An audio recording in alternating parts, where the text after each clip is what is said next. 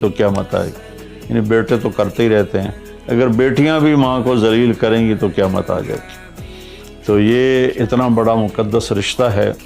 آپ نے فرمایا جس نے اپنے والدین کو دکھ دیا اس پہ اللہ کی لعنت، زمین آسمان کی لعنت، فرشتوں کی لعنت، نہ اس کی نماز قبول ہے، نہ روزہ، نہ صدقہ۔ اور دوسری طرف آپ نے فرمایا جو صبح صبح ماں باپ کی زیارت کر لے تو صبح سے شام تک جنت کے 2 دروازے اس کے لیے کھل جاتے ہیں۔ نہ حال پوچھا نہ خدمت کی، صرف آ کے زیارت کی محبت کی وجہ سے۔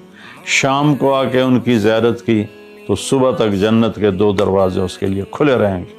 پھر ان میں کوئی ایک فوت ہو جاتا ہے اور یہ اس ایک کی بھی ایسے تعداد کرتا ہے، زیارت کرتا ہے، ایک دروازہ کھلا رہے گا۔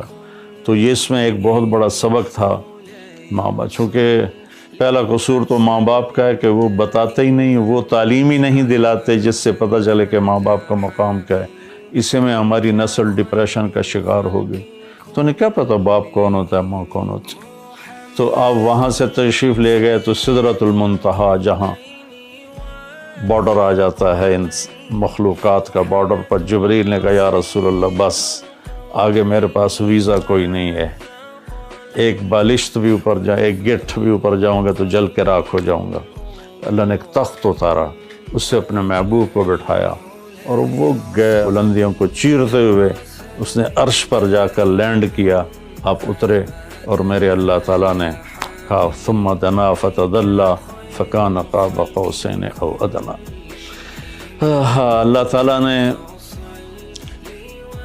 اپنے محبوب کو اپنے قریب کر لیا، اتنا قریب کیا کہ فاصلے مٹ گئے، فاصلے مٹ گئے۔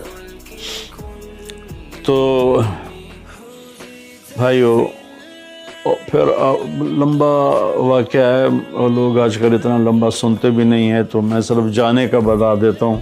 واپسی کا بھی پورا ایک کہانی ہے، جنت دکھائی، جہنم دکھائی، جنتی دکھائے، جہنمی دکھائے، سارا کچھ دکھایا، سود خور دکھائے، بے نمازی دکھائے، نمازی دکھائے، اپنے سب کو اپنی آنکھوں سے دیکھا، جہنم کو بھڑکتے دیکھا، جنت کو چمکتے دیکھا، جہنم کو دہکتے دیکھا اور جنت کو مہکتے دیکھا۔ یہ سب کچھ آپ نے اپنی آنکھوں سے دیکھا اور پھر آپ واپس تشریف لائے۔